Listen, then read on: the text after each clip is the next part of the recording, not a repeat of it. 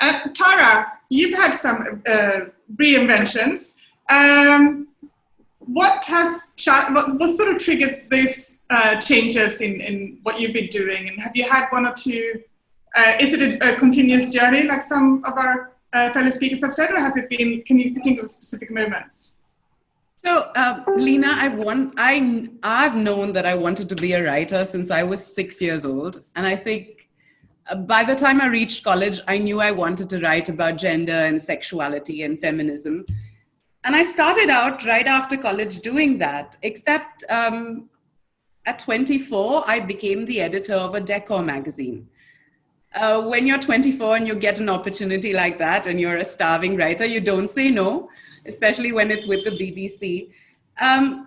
So, I mean, I came back after that detour 4 years later and started writing again on gender and sexuality. I think that what we don't realize is that it's not a straight path. You know, you may know what you want to do, but there are life circumstances that get in the way. Even with Why Men Rape, I knew it in 2013, I wanted to do this. I knew I didn't have the money to embark on this project. So I think you need to have your goals in place and keep them in mind.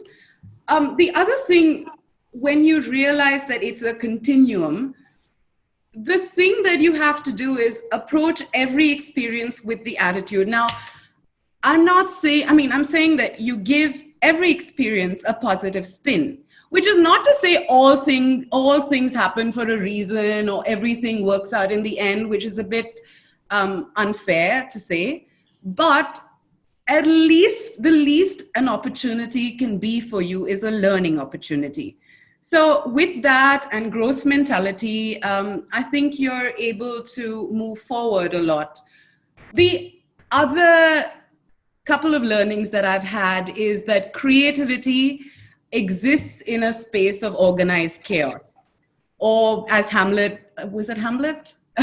It was in Hamlet or something, where it's between method and madness. And I think that to me is the space that I found for my creativity, because you have this idea that career women or writers or all these, really drunk, unhappy people who've just given everything up for this one singular goal. And it doesn't need to be like that. I think that's something that one doesn't realize. It doesn't need to be, career or motherhood or happy relationships or friendships. You can have it, you can really have it all. The other particular advice for women, and this is very recent for me, particularly for women, but in general, is that you're always second guessing yourself, right? You're taught to be critical of yourself.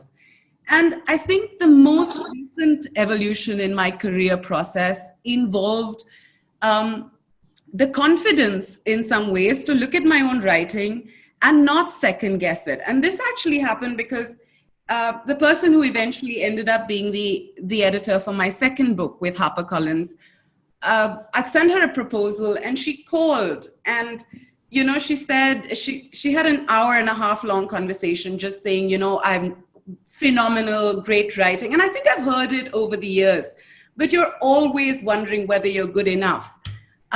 So there's a fine line between pushing yourself and criticizing yourself, or of, praising yourself and becoming complacent. And I think striking that balance is really important. But the second thing I realized after that conversation, it's made me much more confident about, my skills. But the second thing I realized is, we should be nice. We should be the wind beneath other people's wings, because you don't know what you're sparking off. You don't know what journey you're setting them off on. So I think those are my key learnings at the moment.